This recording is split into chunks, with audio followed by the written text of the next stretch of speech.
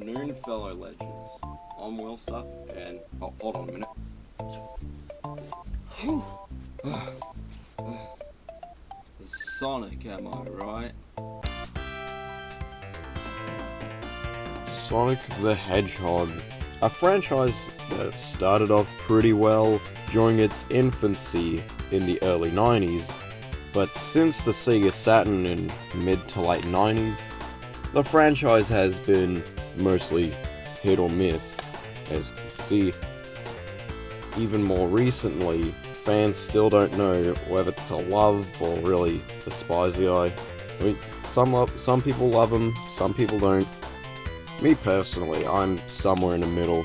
I just think most of his games are okay. I mean, most of them don't have all that much to say,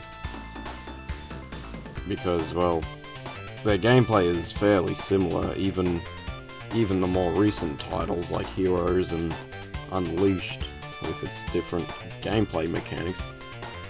I mean, I would love to talk about some of the 3D titles on Wii or GameCube, but I just don't even have all that much to work with these games. But because I don't have any game capture, nor can I even afford, any way to make gameplay videos for all these home consoles without it looking like shit, I'm gonna have to resort to a more portable method.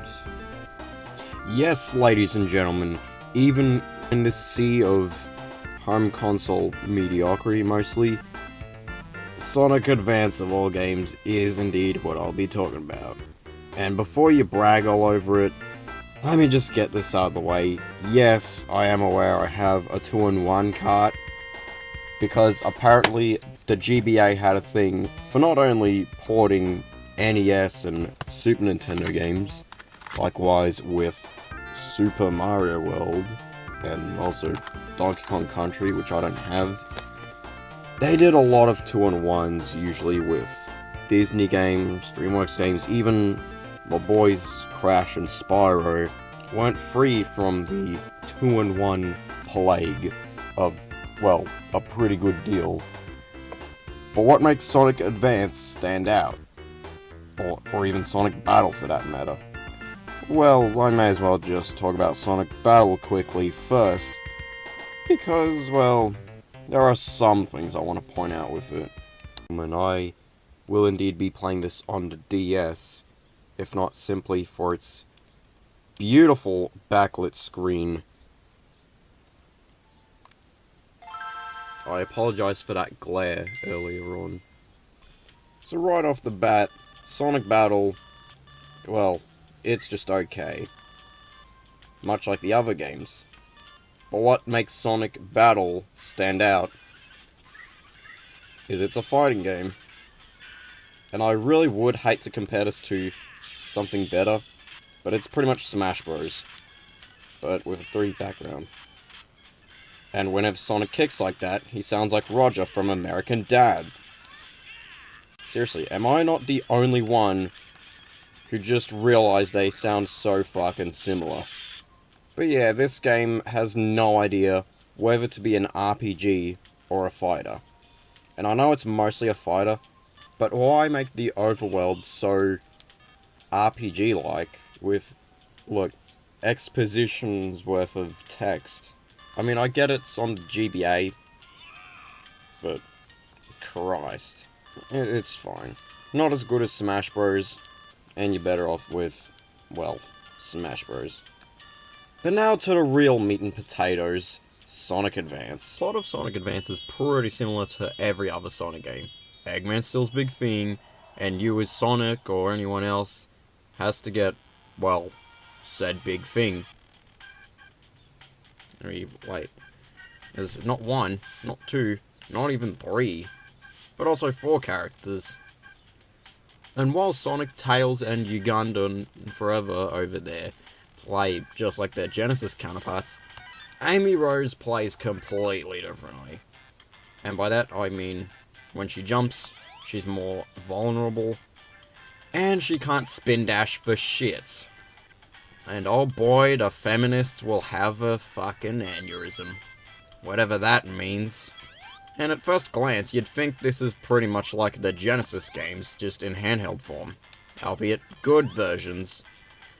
But Sonic Advance has some completely different mechanics in its place. Not just from the main gameplay, but also the special stages, which are atrocious in this one. Of course, the one thing that also stands out from Sonic Advance, aside from its multiple playable characters, including one that doesn't even spin dash, Amy, obviously, it also has damn good music and mostly original level designs.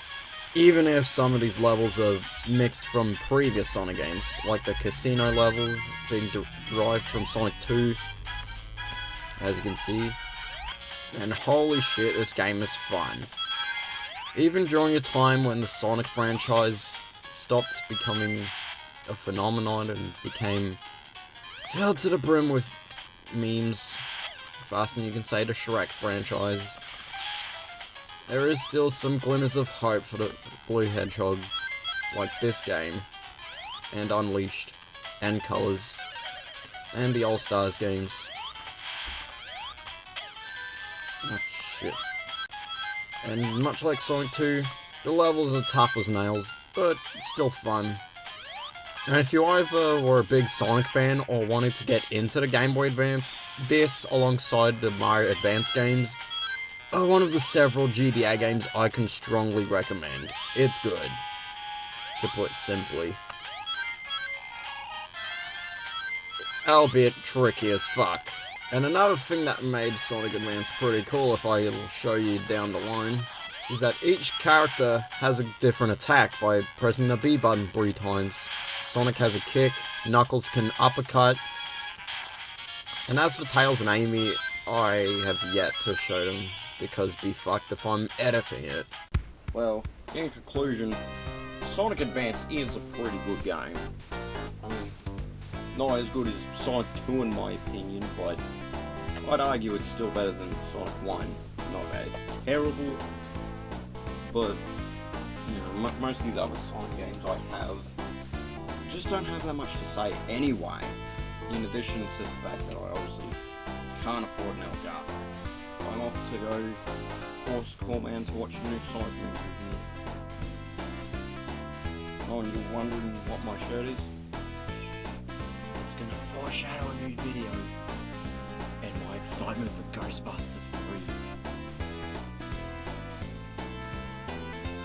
But yeah, I'm gonna go pull the piss on Callman.